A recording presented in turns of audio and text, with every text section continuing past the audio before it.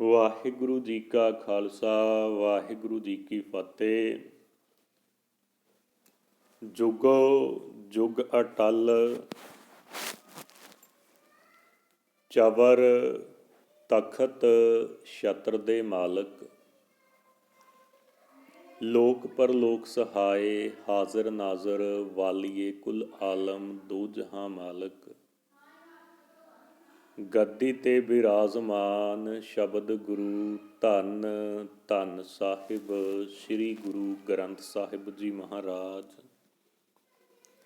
ਤਿੰਨਾਂ ਦੇ ਅੱਜ ਅੰਮ੍ਰਿਤ ਵੇਲੇ ਸੱਚਖੰਡ ਸ੍ਰੀ ਹਰਿਮੰਦਰ ਸਾਹਿਬ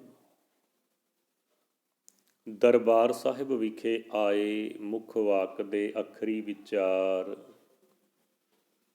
ਅੱਜ ਦੇ ਪਾਵਨ ਹੁਕਮ ਦੀ ਬਖਸ਼ਿਸ਼ ਦੇ ਅੱਖਰੀ ਅਰਥ ਇਸ ਪ੍ਰਕਾਰ ਹਨ ਜੀ। ਅੱਜ ਦੇ ਪਾਵਨ ਹੁਕਮ, ਅੱਜ ਦੇ ਪਾਵਨ ਮੁੱਖ ਵਾਕ, ਸ਼ਾਂਤੀ ਦੇ ਪੁੰਜ ਸ਼ਹੀਦਾਂ ਦੇ ਸਰਤਾਜ ਗੁਰੂ ਨਾਨਕ ਦੀ ਪੰਜਵੀਂ ਜੋਤ ਪੰਜਵਾਂ ਜਾਮਾ, ਬਾਣੀ ਕੇ ਬੋਹਿਥ ਧੰਨ ਧੰਨ ਸਾਹਿਬ ਸ੍ਰੀ ਗੁਰੂ ਅਰਜਨ ਦੇਵ ਜੀ ਮਹਾਰਾਜ। ਤਿੰਨਾਂ ਦੀ ਪਾਵਨ ਰਸਨਾ ਤੋਂ ਉਚਾਰਨ ਕੀਤੇ ਹੋਏ ਸੋਰਠ ਰਾਗ ਦੇ ਅੰਦਰ ਧੰਨ ਧੰਨ ਸਾਹਿਬ ਸ੍ਰੀ ਗੁਰੂ ਗ੍ਰੰਥ ਸਾਹਿਬ ਜੀ ਮਹਾਰਾਜ ਤਿੰਨਾਂ ਦੇ ਪਾਵਨ ਅੰਗ 621 ਦੇ ਉੱਪਰ ਸੁਭਾਏਮਾਨ ਹਨ। ਗੁਰੂ ਪਿਆਰੀ ਸਾਧ ਸੰਗਤ ਜੀਓ, ਗੁਰੂ ਸਵਾਰੀ ਸਾਧ ਸੰਗਤ ਜੀਓ, ਵਿਚਾਰ ਸ਼ੁਰੂ ਕਰਨ ਤੋਂ ਪਹਿਲਾਂ ਸਮੂਹ ਸੰਗਤਾਂ ਆਪਣੀਆਂ ਹਾਜ਼ਰੀਆਂ ਗੁਰਦੇਵ ਪਾਤਸ਼ਾਹ ਜੀ ਦੇ ਚਰਨਾਂ ਦੇ ਵਿੱਚ ਲਗਾਓ, ਹੱਥ ਜੋੜੋ, ਮਸਤਕ ਝੁਕਾਓ, ਗੱਜ ਕੇ ਫਤਿਹ ਬੁਲਾਓ ਜੀ। ਕੋਈ ਵੀ ਰਸਨਾ ਸਾਧ ਸੰਗਤ ਜੀ, ਕੋਈ ਵੀ ਰਸਨਾ ਵਾਂਝੀ ਨਾ ਰਹੇ।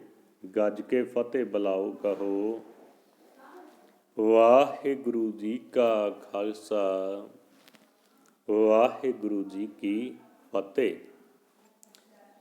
ਫਤਿਹ ਪ੍ਰਵਾਨ ਹੋਵੇ। ਬਿਰਤੀਆਂ ਇਕਾਗਰ ਚਿਤ ਕਰੋ ਸਾਧ ਸੰਗਤ ਜੀ। ਆਪਾਂ ਅੱਜ ਦੇ ਪਾਵਨ ਹੁਕਮ ਦੀ ਬਖਸ਼ਿਸ਼ ਦੇ ਨਾਲ, ਅੱਜ ਦੇ ਪਾਵਨ ਮੁੱਖ ਵਾਕ ਦੇ ਸ਼ਬਦੀ ਅਰਥਾਂ ਦੇ ਨਾਲ ਜੁੜਨ ਦਾ ਯਤਨ ਕਰੀਏ। ਸਤਨਾਮ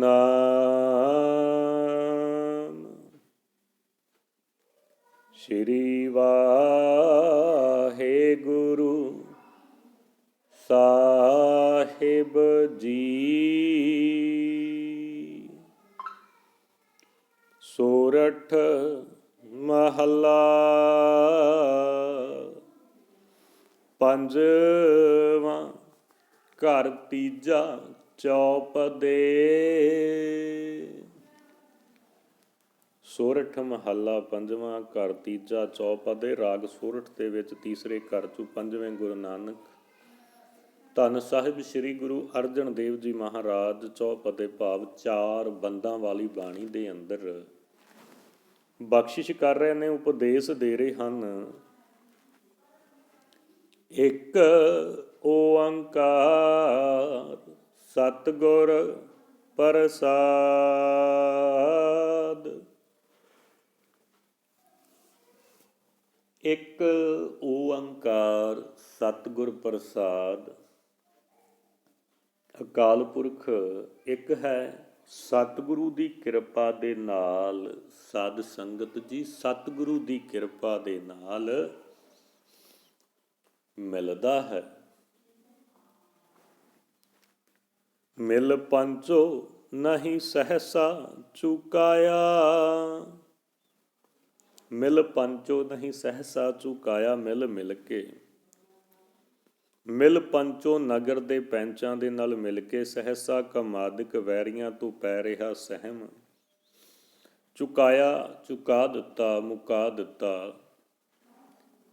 ਹੇ ਭਾਈ, ਨਗਰ ਦੇ ਪੈਂਚਾਂ ਨੂੰ ਮਿਲ ਕੇ ਕਮਾਦਿਕ ਵੈਰੀਆਂ ਤੋਂ ਪੈ ਰਿਹਾ ਸਹਿਮ ਦੂਰ ਨਹੀਂ ਕੀਤਾ ਜਾ ਸਕਦਾ।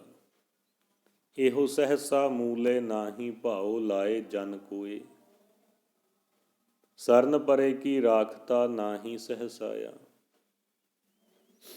ਹੁਣ ਸਮਝਣ ਦਾ ਯਤਨ ਕਰਿਓ ਸਾਧ ਸੰਗਤ ਜੀ।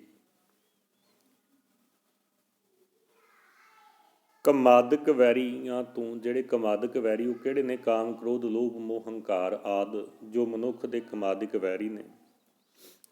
ਪਾਤਸ਼ਾਹ ਕਹਿ ਰਹੇ ਨੇ ਕਿ ਨਗਰ ਦੇ ਪੰਚਾਂ ਨੂੰ ਮਿਲ ਕੇ, ਭਾਵ ਨਗਰ ਦੇ ਪੰਚਾਂ ਸਰਪੰਚਾਂ ਨੂੰ ਮਿਲ ਕੇ ਜਾਂ ਉਸ ਤੋਂ ਵੱਡੇ ਅਫਸਰਾਂ ਨੂੰ ਮਿਲ ਕੇ ਇਹਨਾਂ ਤੋਂ ਪੈ ਰਿਹਾ ਸਹਿਮ ਦੂਰ ਨਹੀਂ ਕੀਤਾ ਜਾ ਸਕਦਾ। ਸ਼ੱਕ ਭਰਮ ਜਿਹੜਾ ਉਹ ਦੂਰ ਨਹੀਂ ਕੀਤਾ ਜਾ ਸਕਦਾ। ਇਹਨਾਂ ਦੇ ਨਾਲ ਮਿਲ ਕੇ ਸੰਪਰਕ ਦੇ ਵਿੱਚ ਆ ਕੇ ਸਭ ਸੁਰਤੀ ਮਿਲ ਸੁਰਤ ਕਮਾਈ। ਭਾਵ ਨਗਰ ਦੇ ਪੰਚਾਇਤਾਂ ਨੂੰ ਮਿਲ ਕੇ ਕਮਾਦਿਕ ਵੈਰੀਆਂ ਤੋਂ ਪੈ ਰਿਹਾ ਸਹਿਮ ਆ ਉਹ ਦੂਰ ਨਹੀਂ ਕੀਤਾ ਜਾ ਸਕਦਾ। ਸਿੱਕਦਾਰੋ ਨਹਿ ਪਤੀ ਆਇਆ। ਸਿੱਕਦਾਰੋ ਨਹਿ ਪਤੀ ਆਇਆ। ਸਿੱਕਦਾਰੋ ਕਹਿੰਦੇ ਨੇ ਸਰਦਾਰਾਂ ਤੋਂ, ਪਤੀ ਆਇਆ ਭਤੀਜ ਸਕਿਆ। ਸਰਦਾਰਾਂ ਲੋਕਾਂ ਤੋਂ ਵੀ ਤਸੱਲੀ ਨਹੀਂ ਮਿਲ ਸਕਦੀ ਕਿ ਇਹ ਵੈਰੀ ਤੰਗ ਨਹੀਂ ਕਰਨਗੇ। ਸਿੱਕਦਾਰੋ ਨਹਿ ਪਤੀ ਆਇਆ, ਭਾਵ ਸਰਦਾਰਾਂ ਲੋਕਾਂ ਤੋਂ ਵੀ ਇਹ ਤਸੱਲੀ ਨਹੀਂ ਮਿਲ ਸਕਦੀ ਕਿ ਇਹ ਵੈਰੀ ਤੰਗ ਨਹੀਂ ਕਰਨਗੇ। ਉਮਰਾਵੋ ਆਗੈ ਝੇਰਾ। ਉਮਰਾਵੋ ਆਗੈ ਝੇਰਾ। ਉਮਰਾਵੋ ਕਹਿੰਦੇ ਨੇ ਸਰਕਾਰੀ ਹਾਕਮਾਂ ਦੇ ਅੱਗੇ। ਝੇਰਾ ਕਹਿੰਦੇ ਨੇ ਝਗੜਾ। ਸਰਕਾਰੀ ਹਾਕਮਾਂ ਅੱਗੇ ਵੀ ਇਹ ਝਗੜਾ ਪੇਸ਼ ਕੀਤਿਆਂ ਕੁਝ ਨਹੀਂ ਬਣਦਾ। ਹੁਣ ਸਾਧ ਸੰਗਤ ਜੀ, ਪਾਵਨ ਸ਼ਬਦ ਦੀਆਂ ਪਹਿਲੀਆਂ 3 ਪੰਕਤੀਆਂ ਦੇ ਅੰਦਰ ਮੇਰੇ ਪਾਤਸ਼ਾਹ ਨੇ ਬਖਸ਼ਿਸ਼ ਕੀਤੀ ਆ ਕਿ ਨਗਰ ਦੇ ਪੈਂਚਾਂ ਨੂੰ ਮਿਲ ਕੇ ਕਮਾਦਿਕ ਵੈਰੀਆਂ ਤੋਂ ਪੈ ਰਿਹਾ ਸਹਿਮ ਦੂਰ ਨਹੀਂ ਕੀਤਾ ਜਾ ਸਕਦਾ। ਸਰਦਾਰਾਂ ਲੋਕਾਂ ਤੋਂ ਵੀ ਤਸੱਲੀ ਨਹੀਂ ਮਿਲ ਸਕਦੀ ਕਿ ਇਹ ਵੈਰੀ ਤੰਗ ਨਹੀਂ ਕਰਨਗੇ। ਸਰਕਾਰੀ ਹਾਕਮਾਂ ਅੱਗੇ ਵੀ ਇਹ ਝਗੜਾ ਪੇਸ਼ ਕੀਤਿਆਂ ਕੁਝ ਨਹੀਂ ਬਣਦਾ। ਤਾਂ ਕਿਸ ਤਰ੍ਹਾਂ ਹੱਲ ਹੁੰਦਾ ਏ? ਮਿਲ ਰਾਜਨ ਰਾਮ ਨਬੇਰਾ। ਮਿਲ ਰਾਜਨ ਰਾਮ ਨਬੇਰਾ। ਮਿਲ ਕਹਿੰਦੇ ਨੇ ਮਿਲ ਕੇ ਰਾਜਨ ਪ੍ਰਭੂ ਪਾਤਸ਼ਾਹ ਨੂੰ ਨਬੇੜਾ ਫੈਸਲਾ ਕੀਤਾ। ਸਾਧ ਸੰਗਤ ਜੀ ਸਮਝਣ ਦਾ ਯਤਨ ਕਰਿਓ ਕਿ ਪ੍ਰਭੂ ਪਾਤਸ਼ਾਹ ਨੂੰ ਮਿਲ ਕੇ ਫੈਸਲਾ ਹੋ ਜਾਂਦਾ ਏ ਕਿ ਕਮਾਦਿਕ ਵੈਰੀਆਂ ਦਾ ਡਰ ਆ। ਸਾਧ ਸੰਗਤ ਜੀ ਉਹ ਮੁੱਕ ਜਾਂਦਾ ਏ। ਕਮਾਦਿਕ ਵੈਰੀਆਂ ਦਾ ਡਰ ਆ ਸਾਧ ਸੰਗਤ ਜੀ ਜਿਹੜਾ ਉਹ ਮੁੱਕ ਜਾਂਦਾ ਏ। ਕਿਸ ਤਰ੍ਹਾਂ? ਮਿਲ ਰਾਜਨ ਰਾਮ ਨਬੇੜਾ। ਪ੍ਰਭੂ ਪਾਤਸ਼ਾਹ ਨੂੰ ਮਿਲ ਕੇ। ਅਬ ਢੂੰਡਨ ਕਤਹੁ ਨਾ ਜਾਈ। ਅਬ ਢੂੰਡਨ ਕਤਹੁ ਨਾ ਜਾਈ। ਢੂੰਡਣ ਕਹਿੰਦੇ ਨੇ ਸਾਧ ਸੰਗਤ ਜੀ ਲੱਭਣ, ਭਾਲਣ। ਜਿਹੜਾ ਆਮ ਪੰਜਾਬੀ ਭਾਸ਼ਾ 'ਚੋਂ ਕਹਿੰਦੇ ਨੇ ਵੀ ਮੈਂ ਆਹ ਸ਼ੈ ਲੱਭਣ ਗਿਆ ਜਾਂ ਆਹ ਚੀਜ਼ ਲੱਭਣ ਗਿਆ, ਭਾਲਣ ਗਿਆ। ਮੇਰੇ ਪਾਤਸ਼ਾਹ ਨੇ ਕਿਹਾ ਅਬ ਢੂੰਡਨ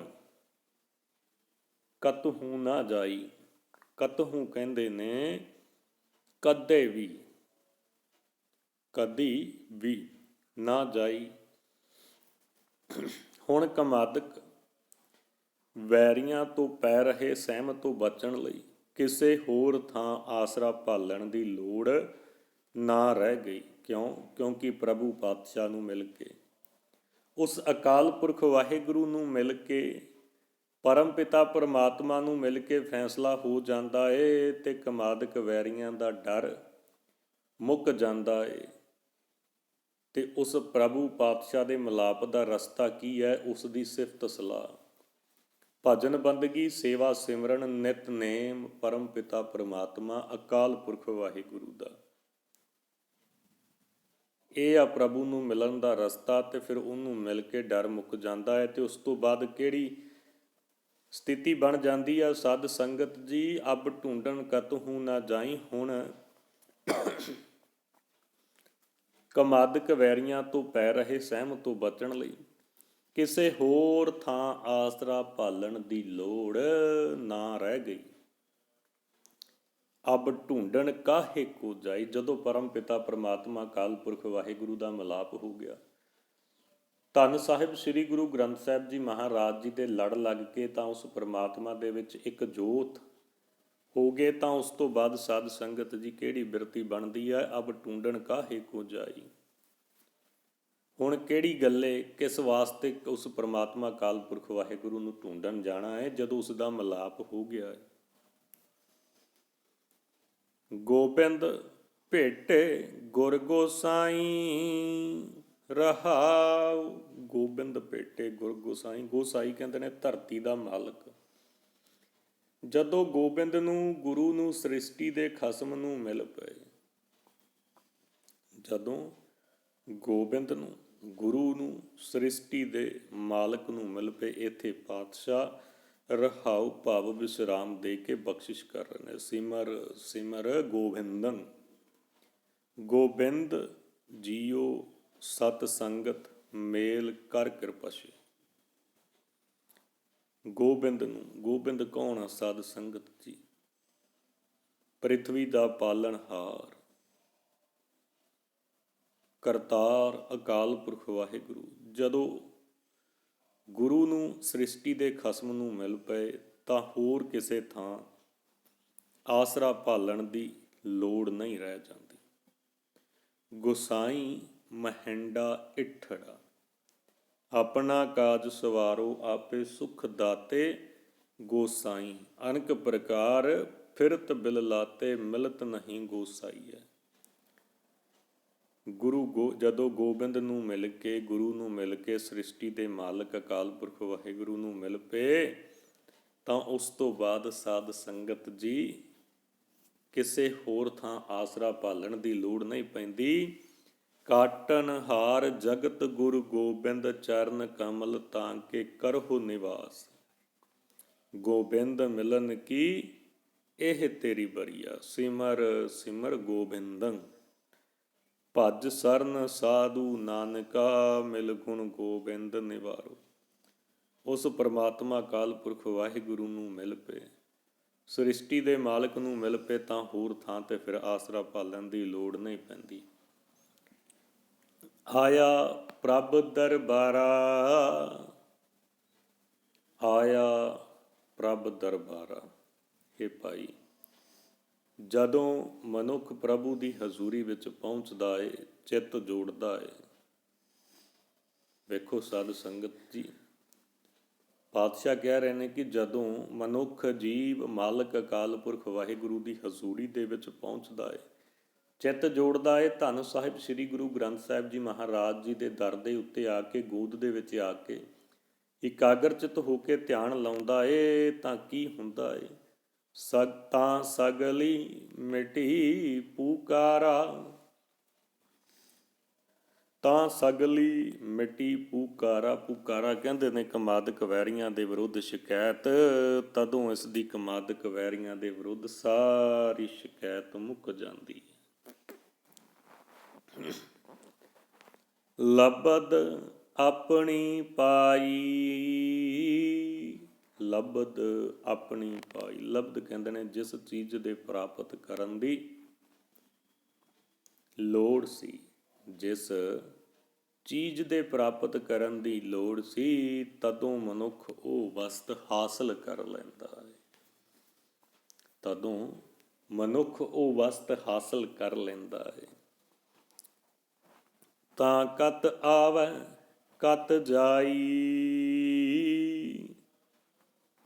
ਤਾਂ ਕਤ ਆਵੈ ਕਤ ਜਾਈ। ਕਤ ਕਹਿੰਦੇ ਨੇ ਕਿੱਥੇ? ਤਾਂ ਤਦੋਂ ਜੋ ਸਦਾ ਇਸ ਦੀ ਆਪਣੀ ਬਣੀ ਰਹਿੰਦੀ ਹੈ, ਤਦੋਂ ਵਿਕਾਰਾਂ ਦੇ ਢਹੇ ਚੜ੍ਹ ਕੇ ਭਟਕਣੋਂ ਬਚ ਜਾਂਦਾ ਹੈ। ਤਹਿ ਸਾਚ ਨਿਆਏ ਨ ਬੇਰਾ, ਤਹਿ ਸਾਚ ਨਿਆਏ ਨ ਬੇੜਾ। ਤਹਿ ਕਹਿੰਦੇ ਨੇ ਉੱਥੇ ਪ੍ਰਭੂ ਦੇ ਦਰਬਾਰ ਵਿੱਚ, ਸਾਚ ਨਿਆਏ ਸਦਾ ਕਾਇਮ ਰਹਿਣ ਵਾਲੇ ਨਿਆਂ ਅਨੁਸਾਰ। ਹੈ ਭਾਈ, ਪ੍ਰਭੂ ਦੀ ਹਜ਼ੂਰੀ ਦੇ ਵਿੱਚ ਸਦਾ ਕਾਇਮ ਰਹਿਣ ਵਾਲੇ ਨਿਆਂ ਦੇ ਅਨੁਸਾਰ ਕਮਾਦਕ ਨਾਲ ਹੋ ਰਹੀ ਟੱਕਰ ਦਾ ਫੈਸਲਾ ਹੋ ਜਾਂਦਾ ਹੈ।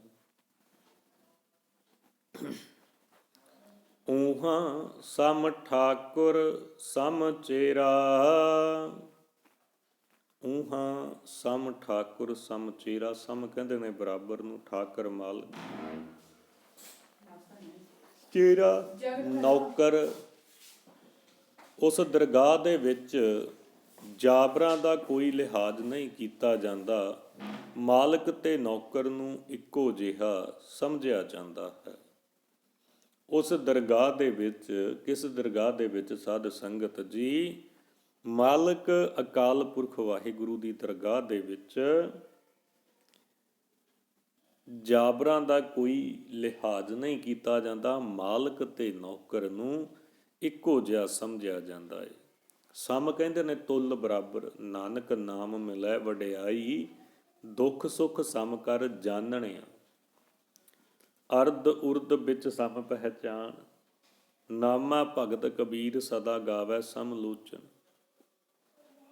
ਚੇਰਾ ਕਹਿੰਦੇ ਨੇ ਨੌਕਰ ਚੇਲਾ ਦਾਸ, ਤਹਿ ਕੌਣ ਠਾਕਰ ਕੌਣ ਕਹੀਏ ਚੇਰਾ। ਉਸ ਅਕਾਲ ਪੁਰਖ ਵਾਹਿਗੁਰੂ ਦੀ ਦਰਗਾਹ ਦੇ ਵਿੱਚ ਸਭ ਬਰਾਬਰ ਨੇ ਸਾਧ ਸੰਗਤ ਜੀ। ਉੱਥੇ ਕੋਈ ਵੱਡਾ ਕੋਈ ਛੋਟਾ ਨਹੀਂ।